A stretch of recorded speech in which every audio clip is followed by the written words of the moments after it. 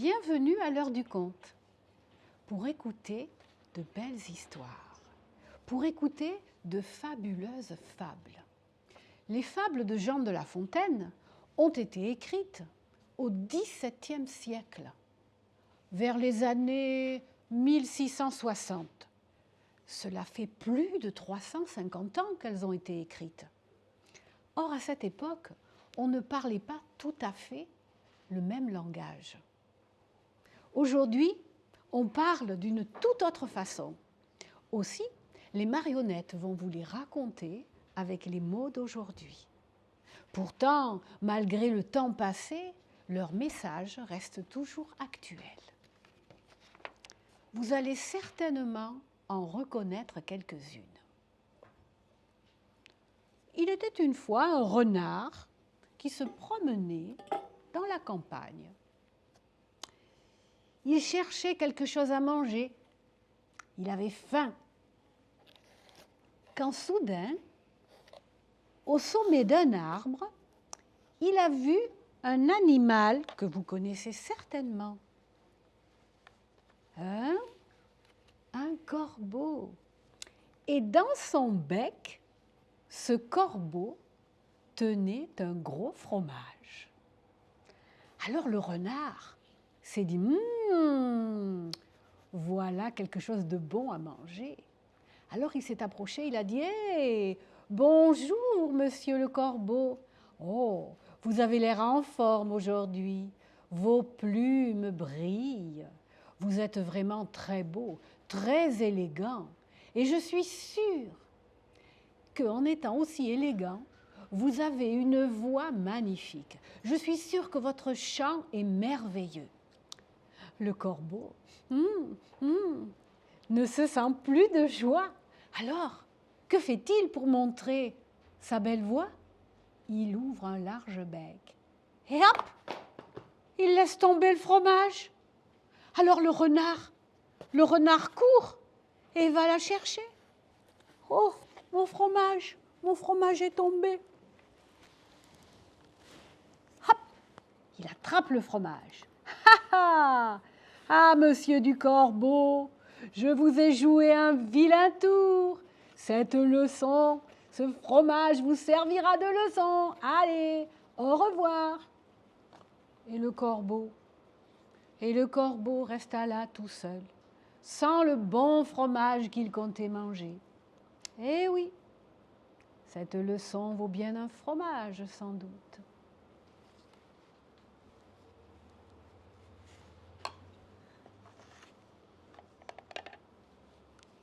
Dans la forêt, un loup se promenait. Un loup qui avait faim. Un loup qui n'avait pas mangé depuis plusieurs jours. Au bord d'une rivière, il s'est installé pour boire. Quand il a vu un petit peu plus bas dans la rivière un petit agneau en train de boire. Alors le loup s'est dit « Hé hé, voilà mon repas !» Alors il s'est approché et il a dit à l'agneau « Dis donc l'agneau, que fais-tu là? Tu es en train de troubler ma rivière, là où je bois. » « Mais je bois en dessous. Je ne risque pas de troubler l'eau. »« Si, tu la troubles. Et puis je sais que l'année dernière, tu as dit du mal de moi. » « Mais l'année dernière, je n'étais pas née. Je ne pouvais pas dire du mal de vous, monsieur le loup. »« Oui, mais si ce n'est pas toi, ce sont tes frères et tes sœurs. Mais je suis fils unique. Je n'ai pas de frères et je n'ai pas de sœurs. Bien, je sais que vous ne m'aimez pas. Moi, il faut que je me venge. » Et hop, le loup a attrapé l'agneau et il l'a emporté au fond de la forêt. Et devinez, qu'est-ce qu'il a fait avec l'agneau? Il l'a croqué. Eh oui, l'agneau a été croqué.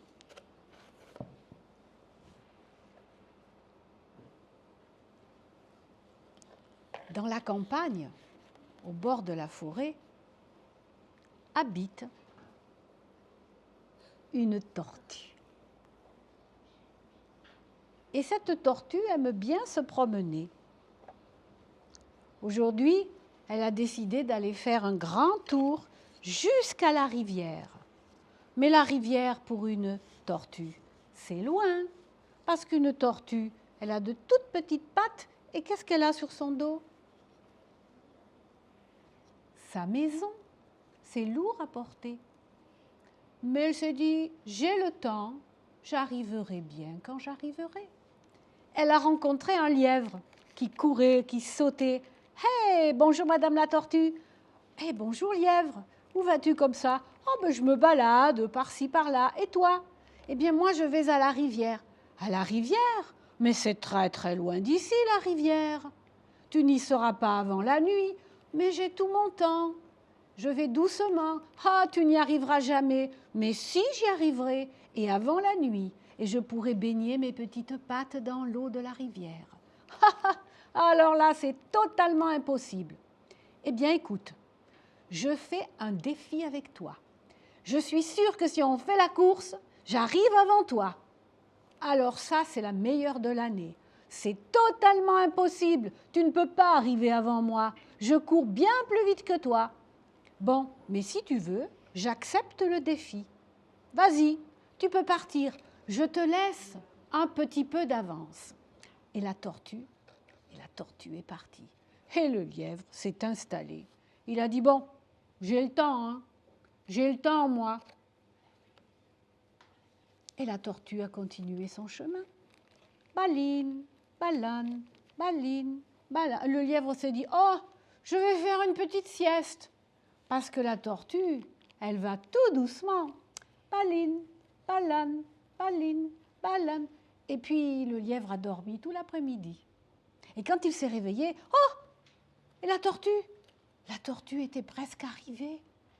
Au bout de la grande prairie. Oh là là! Mais il faut que je me dépêche. La tortue va gagner son pari. Et le lièvre a eu beau courir, gambader, sauter. La tortue est arrivée la première à la rivière. Elle a pu baigner ses petites pattes, elle a pu boire. Et quand le lièvre est arrivé, elle lui a dit « Alors, tu vois, j'avais raison, je suis arrivée bien avant toi. » Eh oui, rien ne sert de courir, il suffit de partir à point. Baline, balane, baline, balane, baline, balane.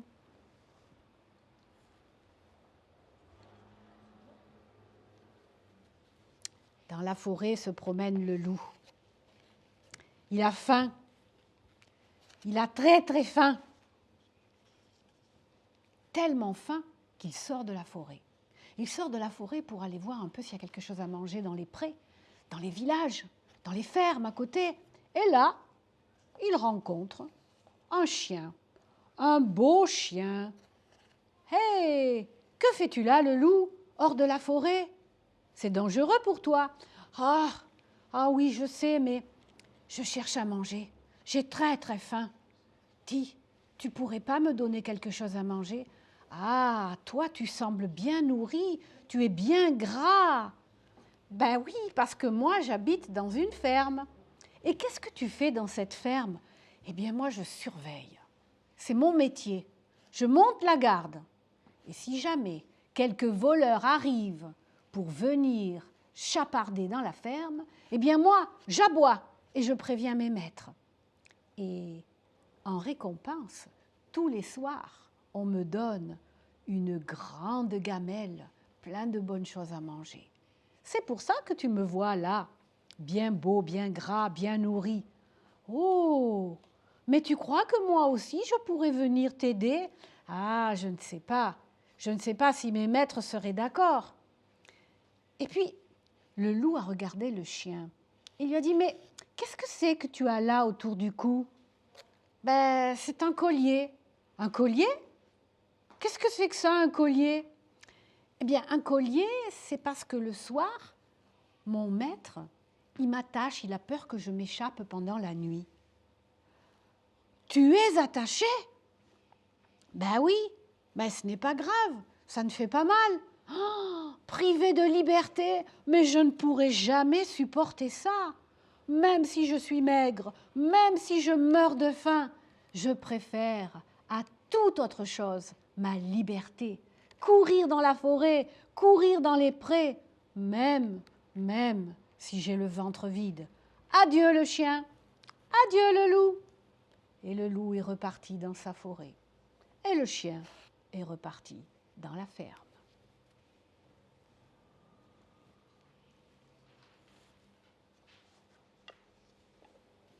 À présent, on va partir très très loin, en Afrique. En Afrique, dans la savane, sous un arbre, à l'heure la plus chaude de la journée, un lion se reposait. Quand soudain, entre ses pattes, un rat est passé. « Oh, que fais-tu là ? Que fais-tu là, le rat ? Oh, pardon, je ne voulais pas vous réveiller pendant votre sieste. » Et le lion a dit « Oh, mais tu es drôlement imprudent et tu es insolent. Je vais te croquer. » « Oh non, pitié, ayez pitié de moi. S'il vous plaît, ne me mangez pas, je suis tout petit. Il n'y a rien à manger chez moi. Et puis, qui sait, peut-être qu'un jour, vous pourriez avoir besoin de moi. Moi, le lion, le roi des animaux, avoir besoin d'un petit rat.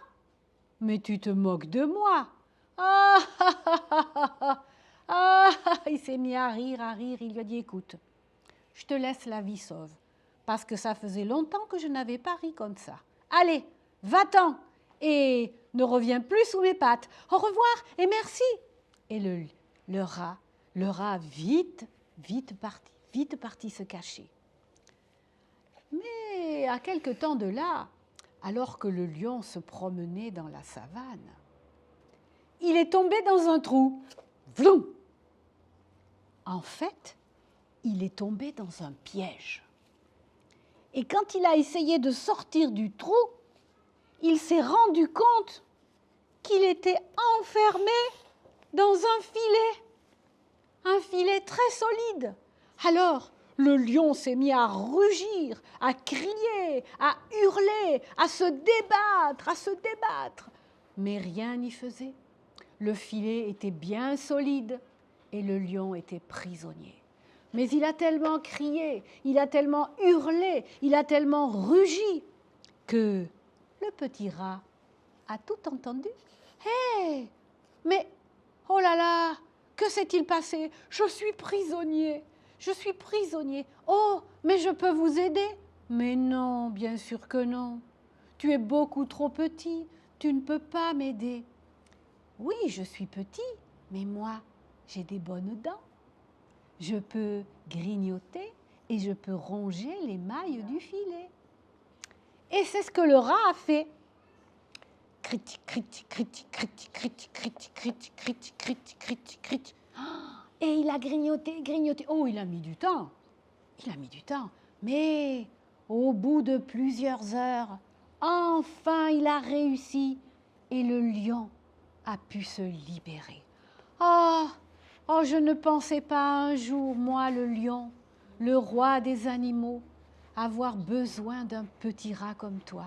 Veux-tu être mon ami pour toujours ? Je te dois la vie sauve. Oh oui, je serai très honorée d'être ton ami.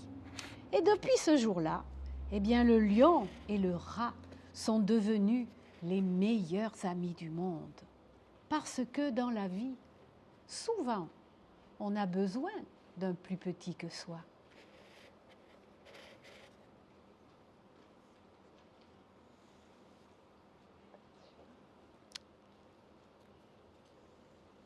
Et le lion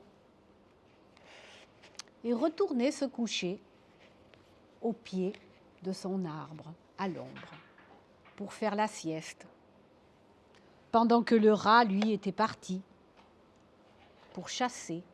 Et là, une mouche est venue zinzinabuler.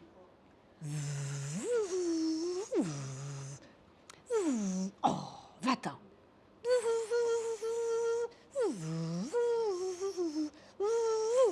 Et le lion se débattait, envoyait des coups de griffes, des coups de pattes, et le moucheron s'amusait. tout petit moucheron. Bzzz. Et plus le moucheron venait à ses oreilles, et plus le lion s'énervait. Va-t'en, va-t'en. Oh, va-t'en. Oh, il est parti. Il est parti. Tu peux le ramasser. Oh là là, merci. Il a tellement, tellement. Et puis là, il était tout content. Il était tout content parce qu'il avait réussi à mettre le lion en colère. Le lion ne pouvait rien contre lui. Je suis bien plus fort que le lion. Et il est parti comme ça. Je suis bien plus fort que le lion. Je suis bien plus fort que le lion. Mais ce qu'il n'avait pas vu, il y avait une jolie toile d'araignée dans un arbre. Et le petit moucheron qui était tellement occupé à crier victoire ne l'a pas vu. Et crutch, l'araignée a croqué le moucheron. Et voilà. Souvent, le danger vient des plus petits.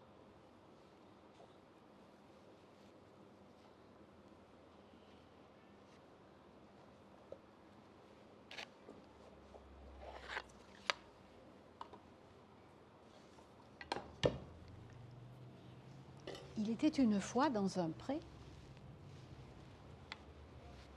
un âne tranquillement installé à brouter. Un âne tout seul au milieu d'un grand pré.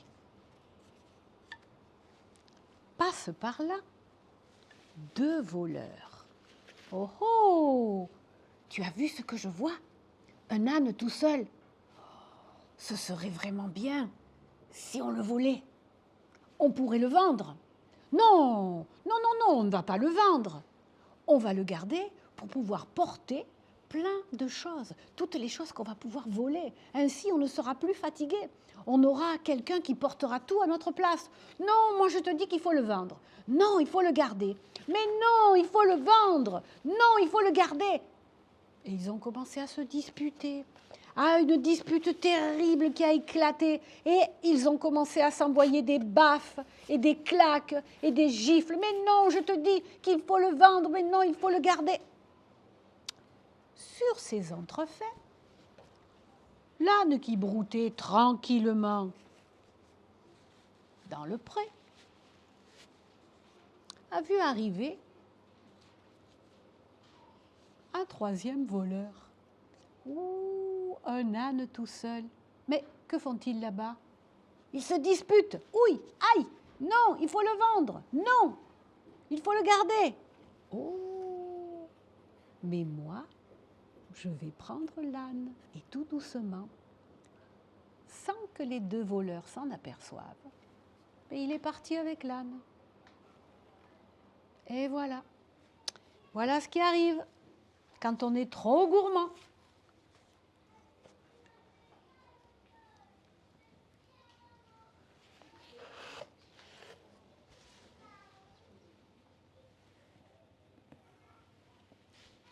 Dans une ferme, il y avait un fermier qui avait un grand poulailler. Et dans ce poulailler, il y avait quoi? Des poules, plein de poules. Et particulièrement, une très jolie petite poule blanche. Et cette poule-là, elle n'était pas comme les autres. Parce que tous les matins, elle pondait un œuf, un petit œuf, en or. Alors, le fermier, waouh, je vais devenir très très riche. Alors il lui avait installé un petit nid bien douillet avec de la belle paille bien fraîche pour que chaque matin, elle puisse pondre un joli petit œuf. Et chaque matin, il venait regarder dans le nid et hop, il trouvait un petit œuf en or. Au bout d'une semaine, le fermier avait fait des plans. Wow, avec tout cet or, je vais pouvoir m'acheter un troupeau de vaches, je vais pouvoir m'acheter un troupeau de cochons, un troupeau de moutons, et puis je vais agrandir la ferme. Oh non, mais ça ne va pas assez vite. Moi, j'ai besoin de beaucoup, beaucoup, beaucoup d'or. Je vais aller un peu voir si la poule a pondu ce matin. Et il y avait, comme chaque matin, un petit œuf en or. Mais le fermier n'était pas satisfait. Je suis sûre que à l'intérieur du ventre de cette poule, il y a plein d'or. Alors il a attrapé la poule, il lui a tordu le cou, il l'a plumée, il lui a ouvert le ventre. Et à l'intérieur, qu'est-ce qu'il y avait? Rien du tout. Et voilà. Lui aussi a été trop gourmand.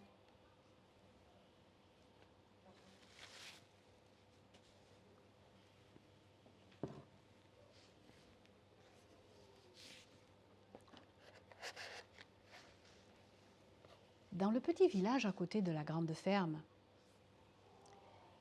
habite un cordonnier. Un cordonnier qui, toute la journée, répare les chaussures, les talons, les semelles, recoue les sacs en cuir. Et il est heureux. Il ne gagne pas beaucoup de sous, mais il est heureux comme ça. Et il chante. Il aime chanter. Il aime chanter l'opéra. Mais à côté de sa boutique, il y a la grande maison du riche banquier. Et le riche banquier, que le petit cordonnier chante toute la journée, ça lui casse les oreilles. Et même, parfois, le petit cordonnier, quand il a beaucoup de travail, eh bien, le soir, il reste dans son atelier et il travaille. Et il chante. La, la, la, la, la, la, la, la, la. Assez! Je voudrais dormir. La, la, la, la, la, la, la, la. Assez! Ça suffit! Je voudrais dormir. J'ai sommeil. Il en avait assez. Alors un jour, il est allé voir le petit cordonnier avec une bourse remplie de 100 écus. C'était la monnaie d'il y a très longtemps. Et il a dit, voilà, monsieur le cordonnier, j'ai là 100 écus pour vous. Oh, mais jamais je gagnerai autant d'argent en 10 ans. Qu'avez-vous donc à me faire faire? Un costume en cuir, des bottes en cuir, une selle de cheval? Non, pas du tout. Ceci est un don pour acheter mon sommeil. Acheter du sommeil? Oui, je voudrais qu'enfin vous ne chantiez plus en travaillant. Ah, 100 écus d'or, ne plus chanter? Oh, mais ça m'intéresse. Et le riche banquier a donné la bourse de 100 écus au cordonnier. Oh, le cordonnier, il était heureux. 100 écus! Et le banquier est retourné chez lui. Enfin, je vais pouvoir dormir la nuit. Effectivement, le cordonnier ne chantait plus. Mais la nuit, quand il entendait du bruit, vite il se réveillait. Il descendait dans son atelier. Mon or, mes écus, on veut me voler mes écus. Où est-ce que je les ai cachés? Ah, ils sont là. Bon, je vais les cacher dans un autre endroit. Et il remontait se coucher. Et puis dans la nuit, il entendait du bruit. Ah, du bruit! Un voleur! Un voleur! Et ainsi chaque jour, le jour il ne travaillait plus, il écoutait, il cachait son petit sac avec son argent d'un côté et de l'autre. Il ne se rappelait plus, alors il était inquiet. Et au bout de 15 jours, il s'est dit, mais c'est une vie infernale, je ne veux plus, je veux retrouver ma vie d'avant. Alors il est retourné chez le riche banquier et lui a dit, monsieur le banquier, reprenez vos 100 écus, je n'en veux plus, rendez-moi mon sommeil, rendez-moi mes chansons et gardez votre argent. Adieu. Et notre petit cordonnier est retourné dans son atelier, travailler le cuir, les chaussures, les talons, les semelles. Et il s'est remis à chanter. La, la, la, la, la. Il était pauvre, mais il était heureux. Nous voilà arrivés au bout du voyage des fables de La Fontaine. Ces quelques fables, lorsque vous serez beaucoup plus grand, quand vous irez au collège, eh bien vous les apprendrez, vous les découvrirez dans leur langue d'origine. Voilà, Je vous remercie de m'avoir écouté et puis je vous dis au mois prochain pour de nouvelles histoires.